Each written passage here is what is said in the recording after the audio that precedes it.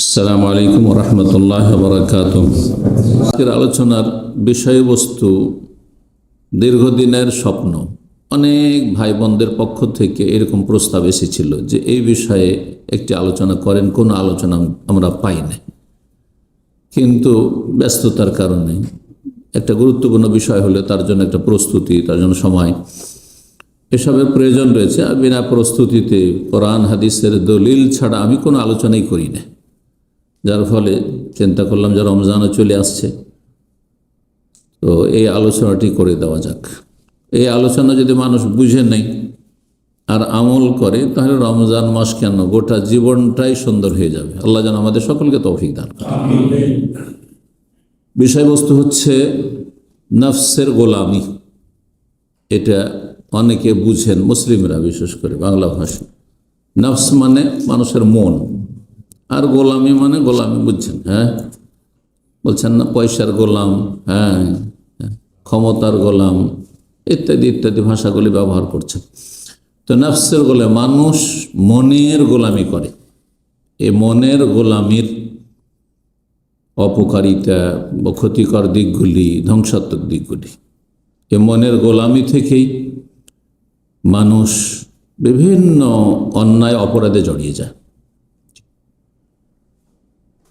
এটিকে অন্য ভাষায়, এই বিষয়বস্তুকে খুব সুন্দর বাংলা ভাষা বলতে পারে কুপ্রবৃত্তির অনুসরণ।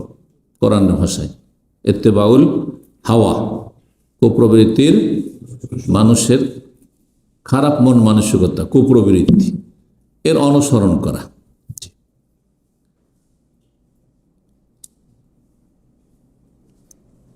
তো এই বিষয়ে ইনশাআল্লাহ তাআলা আজকে আলোচনা করব। মানুষের যত পাপ রয়েছে, সমস্ত পাপের মূল কারণ হচ্ছে কি করা? নফসের গোলামি করা, কুপ্রবৃত্তির অনুসরণ। এটিকে আরেকটি ভাষা বলা হয়, হ্যাঁ, সেটি হচ্ছে মনের পূজা করা। কি করা? মনের পূজা করা মানে আপনার মন যা বলছে তাই আপনি করছেন, বলছেন, আর সেভাবে চলছেন। এটা হচ্ছে মনের পূজা। তো এই তিনটি যে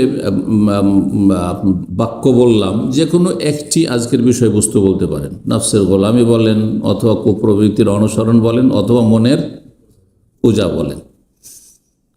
আল্লাহ রাব্বুল আলামিন কিসের অনুসরণ করতে বলেছেন? এটি কি বললাম? কুপ্রবৃত্তির অনুসরণ, তাই না? এটি আল্লাহ রাব্বুল আলামিন নিষেধ করেছেন, কারণ এটি মানুষের জীবনকে ধ্বংস করে দেয়। পক্ষান্তরে রব্বুল আলামিন অনুসরণ করতে বলেছেন, কিন্তু কিসের অনুসরণ করতে বলেছেন যদি জিজ্ঞাসা করা হয়? কার অনুসরণ বা কোন বস্তুর, কোন বিষয়ের অনুসরণ করতে বলেছেন, তাহলে কি বলবেন? কোরআনের ভাষায় যদি আমরা দেখি, তো কোরআনে হয় রাসূলুল্লাহ সাল্লাল্লাহু আলাইহি ওয়াসাল্লাম অনুসরণ করতে বলা হয়েছে। কুল ইন কুনতুম তুহিব্বুনাল্লাহ ফাত্তাবিউনি ইউহিব্বুকুমুল্লাহ। তোমরা যদি আল্লাহকে ভালোবাসো, তাহলে নবী সাল্লাল্লাহু আলাইহি ওয়াসাল্লামকে আল্লাহ বলছেন তুমি জানিয়ে দাও মানুষকে যে আমার অনুসরণ করো। তাহলে অনুসরণ কার করতে হবে?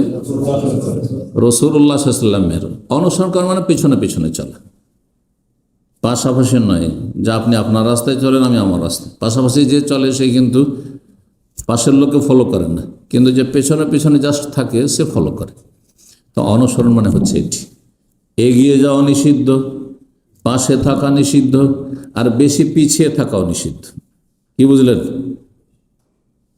মানুষ যখন ডানে বামে চলাফেরা করে তখন এইভাবে, কেউ আগে চলছে, না কেউ ডানে আছে, আর কেউ একেবারে বেশি পিছিয়ে আছে, আর কেউ আছে যে একেবারে কাছাকাছি, আপনার কাছে আছে, প্রয়োজনে আপনার পাশে দাঁড়াতে পারবে, আপনাকে সাপোর্ট দিতে পারবে, সহযোগিতা করতে পারবে, ঠিক না? তো এই যে মানুষ দুনিয়ার চলার ক্ষেত্রে বিভিন্ন রকমের মানুষ থাকে, এখান থেকে আপনি চিন্তা করুন যে যেই ব্যক্তি ফলো করবে, অনুসরণ করবে, সে একেবারে কাছাকাছি থাকবে কার? রাসূলুল্লাহ সাল্লাল্লাহু আলাইহি ওয়াসাল্লামের, এবং পিছনে পিছনে থাকবে, ডানে বামেও থাকবে না, সামনেও থাকবে না। তো রাসূলুল্লাহ সাল্লাল্লাহু আলাইহি ওয়াসাল্লাম অনুসরণ করতে আল্লাহ বলেছেন। যদি রাসূলুল্লাহ সাল্লাল্লাহু আলাইহি ওয়াসাল্লাম অনুসরণ করেন, এটি করেন, আর একটি ভাষায় বলেছেন আনুগত্য করা, মাইয়ুতির রাসূলা ফাকাদ আতা আল্লাহ। যে রাসূল সাল্লাল্লাহু আলাইহি ওয়াসাল্লামের আনুগত্য করলো, মানলো, সে আল্লাহকে মানল। তো রাসূলুল্লাহ সাল্লাল্লাহু আলাইহি ওয়াসাল্লাম অনুসরণ করতে বলা হয়েছে কোরআনের ভাষায়। কোরআন ভাষায় আর একটি বিষয়ের অনুসরণ করতে বলা হয়েছে, বেশ কিছু আয়াতে, একটি আয়াতে না। ইত্তাবিউ মা উনজিলা ইলাইকুম মির রাব্বিকুম, তোমরা অনুসরণ করো সেই বিধানের, সেই বিষয়ের যা রবের পক্ষ থেকে তোমাদের উদ্দেশ্যে নাজিল করা হয়েছে। কি নাজিল করা হয়েছে? আল্লাহর আসমানি সিলেবাস, হ্যাঁ, কোরআনুল করিম এবং রাসূলুল্লাহ সাল্লাল্লাহু আলাইহি ওয়াসাল্লামের হাদিস, দুটোই হচ্ছে ওহী। ওহী ইত্তাবে মা উহিয়া ইলাইক, তুমি অনুসরণ করো যা কি করা হয়েছে, ওহী করা হয়েছে। হ্যাঁ, ওহী করা হয়েছে আল কোরআনুল করিম এবং ওহী করা হয়েছে রাসূলুল্লাহ সাল্লাল্লাহু আলাইহি ওয়াসাল্লামের সুন্নাহ, হাদিস। কারণ নবী সাল্লাল্লাহু আলাইহি ওয়াসাল্লাম নিজের পক্ষ থেকে কোনো কথা বলতেন না। তাহলে ইসলামের দিক নির্দেশনা হচ্ছে যে আমাদেরকে অনুসরণ করতে হবে। কিন্তু কিসের অনুসরণ করতে হবে? রাসূলুল্লাহ সাল্লাল্লাহু আলাইহি ওয়াসাল্লাম অনুসরণ করতে হবে ব্যক্তি হিসাবে, বিষয় হিসাবে অনুসরণ করতে হবে, ওহীর অনুসরণ করতে হবে, আল্লাহর নাযিলকৃত বিধিবিধান অনুসরণ করতে হবে। তাহলে আপনি জান্নাতের পথের পথিক, আপনি জান্নাতি। এই পথের, এই অনুসরণের গন্তব্যস্থান হচ্ছে জান্নাত। জাহান্নাম থেকে বাঁচতে পারবেন এবং দুনিয়াতে আল্লাহ সন্তুষ্টি হাসিল করবেন। জি, আপনি হেদায়েত প্রাপ্ত। তাহলে ওয়াইন তুতিউহু তাহতাদু। পক্ষান্তরে অধিকাংশ মানুষ তা করে না, না রাসূলুল্লাহ সাল্লাল্লাহু আলাইহি ওয়াসাল্লাম অনুসরণ করে।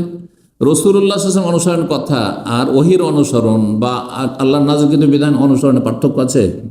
পার্থক্য নেই। নবী সাল্লাল্লাহু আলাইহি ওয়াসাল্লামকে অনুসরণ করতে বলা হয়েছে কিসের ক্ষেত্রে? দুনিয়ার ক্ষেত্রে, দিনের বিষয়। আর দিনের বিষয় হচ্ছে ওহী। দিনের বিষয় হচ্ছে আল্লাহর আসমানি নাযিলকৃত বিধান। বুঝতে পারছেন না? তাহলে অনুসরণ করতে হবে আল্লাহ রাব্বুল আলামিনের আদেশ নিষেধের। আর আদেশ নিষেধ নাজিল হয়েছে কোরআন এবং হাদিসে, ওহীতে। হ্যাঁ, আর ওহী এসেছে রাসূলুল্লাহ সাল্লাল্লাহু আলাইহি ওয়াসাল্লামের উপর। সেই জন্য রাসূলুল্লাহ সাল্লাল্লাহু আলাইহি ওয়াসাল্লাম অনুসরণ করাই মানে কোরআন হাদিসের অনুসরণ করা। কোরআন হাদিসের অনুসরণ করাই মানে হচ্ছে ওহীর অনুসরণ করা। ওহীর অনুসরণ করাই মানে রাসূলুল্লাহ সাল্লাল্লাহু আলাইহি ওয়াসাল্লাম অনুসরণ করা। আশা করি বেশি বুঝতে পেরেছি, একই কথা। জি,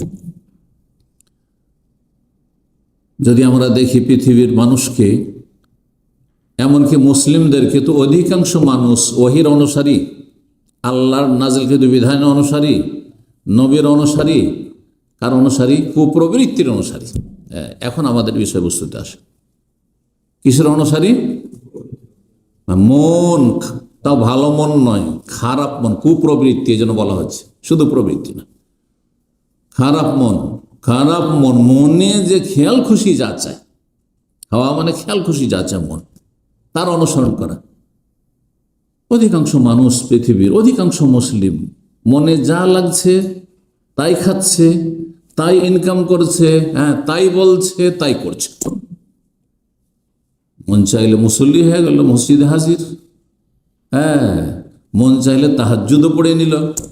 হ্যাঁ, রমজানে দেখবেন বেনামাজিও তারাবি, মাশাআল্লাহ, কায়েমি তারাবি। মন চাইলো তখন ফজর ঘুমিয়ে থেকে গেল। মন চাইলো তখন জেনা ব্যভিচারে লিপ্ত হয়ে গেল। মন চাইলো তখন মাজারে চলে গেল। মন চাইলো তখন আল্লাহর সামনেও কান্নাকাটি করলো। মনের পূজারী, মন যা বলে তাই করে, তাই বলে সেই মোতাবেক চলে। এটা হচ্ছে কুপ্রবৃত্তির অনুসরণ। এটি হচ্ছে নফসের গোলামি। এটি হচ্ছে মনের পূজা করা, আল্লাহর ইবাদতবন্দি করা নয়। এটি হচ্ছে মনের পূজা কোরআনের ভাষায়। কুপ্রবৃত্তিকে মাবুদ বানিয়ে নেওয়া, উপাস্য বানিয়ে নেওয়া কোরআনের ভাষা আল্লাহ রাব্বুল বলেছেন এবং কঠোরভাবে সতর্ক করেছেন। এখন আসি আমরা আমাদের আলোচনায়। কোরআন কারীমের সূরা জাসিয়ার আয়াত নম্বর 23 প্রথম আমি পাঠ করেছি, তার সংক্ষিপ্ত তরজমা এবং তাফসীর আপনাদেরকে বলি। রব্বুল আলামিন কোরআনের অনেক আয়াতে বিভিন্নভাবে মুমিনদেরকে সতর্ক করেছেন কুপ্রবৃত্তির মনের পূজা থেকে। সমস্ত মানব জাতিকে সতর্ক সাবধান করেছেন, এমনকি আম্বিয়া রসুলগণকে সতর্ক সাবধান করেছেন, এমনকি মুহাম্মদ রাসূলুল্লাহ সাল্লাল্লাহু আলাইহি ওয়াসাল্লাম সাইয়্যিদুল মুরসালিন, খাতামুন, সবচেয়ে শ্রেষ্ঠ মানুষকে আল্লাহ সতর্ক সাবধান করেছেন যে তুমি কুপ্রবৃত্তির অনুসরণ করবে না।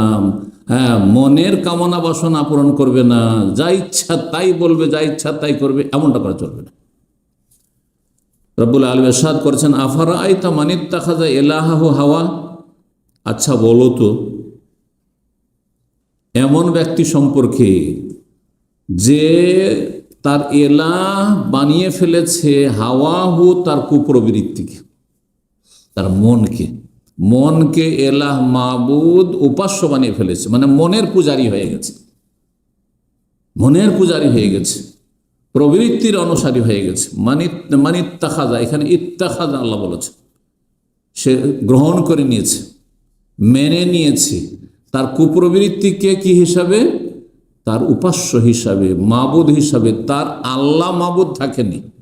হ্যাঁ, আল্লাহর আদেশ নিষেধ আমার জীবনে প্রতিফলিত হবে, আমার কাজ হচ্ছে আল্লাহ এবং তার রাসূলের আদেশ নিষেধের বাস্তবায়ন করা। হ্যাঁ, এই আকীদায় বিশ্বাসী নয়, এই কথাই, এই মূলনীতিতে বিশ্বাসী নয়, বরং মনের কি করে, মনকে নিজের মাবুদ উপাস্য বানিয়ে ফেলেছে। আল্লাহ রাব্বুল আলামিন তার সম্পর্কে বলছেন, ওয়া আদাল্লাহুল্লাহু আলা ইলমিন, এই শ্রেণীর মানুষ যারা মনের পূজারী, নফসের গোলাম, কুপ্রবৃত্তির অনুসারী, তাদেরকে আল্লাহ তাদের জ্ঞান থাকলেও পথভ্রষ্ট করেছেন। জ্ঞান পাপী, জানে যে সুদ হারাম, জানে যে ঘুষ হারাম, আর তারপরে জুলম অত্যাচার, জানে যে খুন করা চরম অপরাধ, জানে চুরি ডাকাতি করা অপরাধ, জানে জেনা ব্যভিচার হচ্ছে নোংরামি, সব জানে। ওয়াদাল্লাহুল্লাহ আলাইহিম, কিন্তু আল্লাহ তাদের জ্ঞান থাকা সত্ত্বেও তাদেরকে পথভ্রষ্ট করেছেন। কোন মুসলিম জানেন না যে বেনামাজি সে ভালো মানুষ নয়? ভালো মানুষ নয়, অপরাধীরা ভালো মানুষ নয়। জি, তারা জানে অথবা জানার সুযোগ আছে, তারপরে পথভ্রষ্ট। ওয়া খাতামা আলা সামঈ ওয়া কলবি, মনের পূজা কেন করে, নফসের গোলামি কেন করে, কুপ্রবৃত্তির অনুসরণ কেন করে? কারণ আল্লাহ তাদের এই পাপের কারণে, পাপের কুফল হচ্ছে তাদের শ্রবণ শক্তিতে মোহর লাগিয়ে দিয়েছেন। ওয়া কলবিহি, তাদের কলবে আল্লাহ মোহর মেরে দিয়েছেন। ওয়া জাআলা আলা বাসারি গিশাওয়া, আর চোখের ওপর আল্লাহ পর্দা ফেলে দিয়েছেন।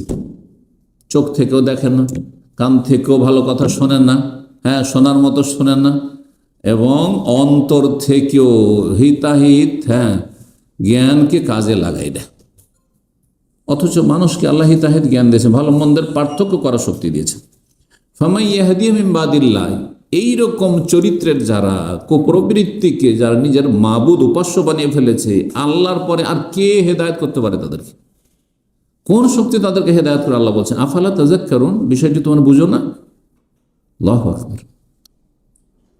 রব্বুল আলামিন সূরা কাসাসের আয়াত 50 ইরশাদ করছেন, ফাইন লাম ইস্তাজিবু লাকা, হে নবী মুহাম্মদ সাল্লাল্লাহু আলাইহি সাল্লাম, মানব জাতি যদি তোমার ডাকে সাড়া না দেয়, ইসলাম গ্রহণ না করে, ইসলামের বাস্তবায়ন না করে, ইসলামের ফরজ বিধিবিধান যদি আদায় না করে, হারাম নাজায়েজ থেকে, নিষিদ্ধ কথা কাজ থেকে যদি বেঁচে না থাকে, তাওহীদের জায়গায় শিরক করে, সুন্নতের জায়গায় বিদআত করে, এক কথায় মুসলিম কাফেরই থেকে গেল, নবী সাল্লাল্লাহু ডাকে সাড়া দিল না, অথবা জনসূত্রে মুসলিম হইল কিন্তু নবী সাল্লাল্লাহু আলাইহি সাল্লাম যা করতে বলেছেন সেই ডাকে সাড়া দিল, ফাইন লাম ইস্তাজিবু লাক, তোমার ডাকে যদি সাড়া না দেয়, নবী সাল্লাল্লাহু আলাইহি ওয়াসাল্লাম বারণ করেছেন কিন্তু বিরত থাকলো না, ফালাম, তাহলে জেনে রাখো এই শ্রেণীর মানুষ সম্পর্কে যে আন্নামা ইয়াত্তাবিউনা আহওয়াআহুম, তারা মনের পূজারী। এখানে ইত্তেবা, কুপ্রবৃত্তির অনুসারী তারা, নফসের গোলাম তারা। ওমান আদাল্লু মিম্মান ইত্তাবা হাওয়াহু বিগাইরি হুদাম মিনাল্লাহ, আর ওর চাইতে অধম পথভ্রষ্ট কে আছে? মানে সবচেয়ে বড় পথভ্রষ্ট কে? মিম্মান ইত্তাবা হাওয়াহু, যে নিজের কুপ্রবৃত্তির অনুসরণ করলো, যে মনের পূজা করলো, নফসের গোলামি করলো, বেগাইরে হুদাম মিনাল্লাহ, আল্লাহর কোনো দিক নির্দেশনার তোয়াক্কা করলো না, পরোয়া করলো না। আল্লাহু আকবার।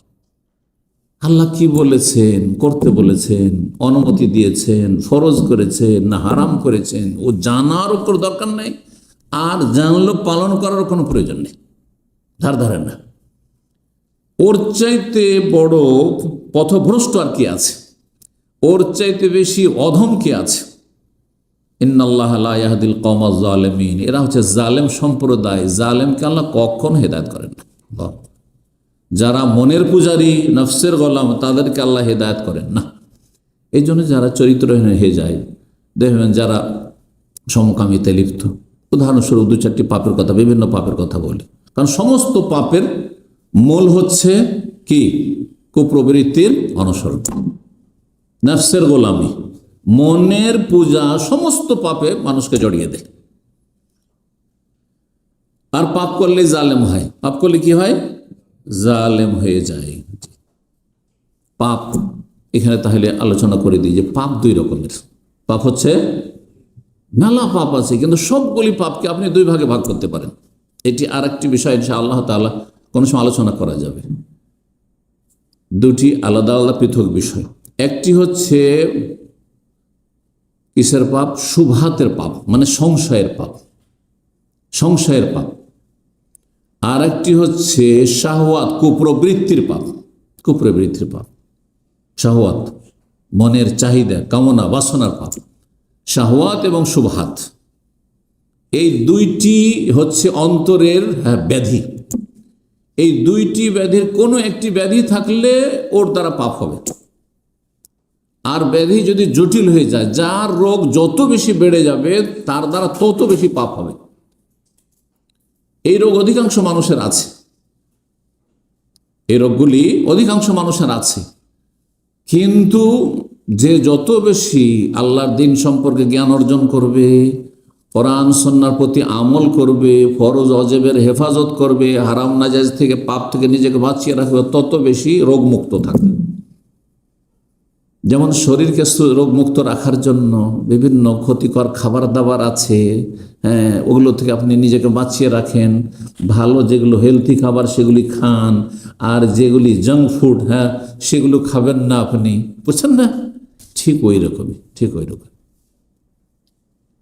রোগ, অন্তরের রোগ। অন্তরের রোগগুলির কথা আল্লাহ কোরআনে বলেছেন। 2 রকমের রোগের কথা কোরআন রয়েছে। ফি কুলুবিহিম মারাজ, অন্তরের রোগ আছে।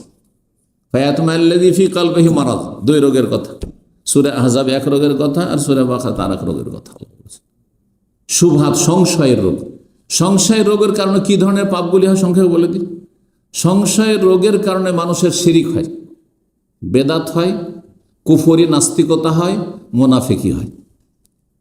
এই পাপগুলি, হ্যাঁ, তারপরে জঙ্গিবাদ, হ্যাঁ, খাওয়ারেজদের, হ্যাঁ, মতাদর্শ তখন ফলো করে, জঙ্গি হয়ে যায়, সন্ত্রাসী হয়ে যায়, নিজের হাতে আইন তুলে নেয়, হ্যাঁ, খেয়াল খুশি তখন নিজেই ফতোয়া দেয়, হ্যাঁ, যুবক নিজে ফতোয়া দিচ্ছে, নিজে আমল করছে, বুঝতে পারছেন না? খাওয়ারেজদের বেদাত, ওটি বেদাতের মধ্যেই সামিল। তাহলে সংক্ষেপে বলতে হইলে শুবহাত, সংশয়ের কারণে মানুষ শিরিক করে। যারা শিরিক করে, মূর্তি পূজা কেন করছো? সব কিছুতে তো ওপরওয়ালা আছে, বুঝে না? আরে মাজারে কেন সিজদা করছো?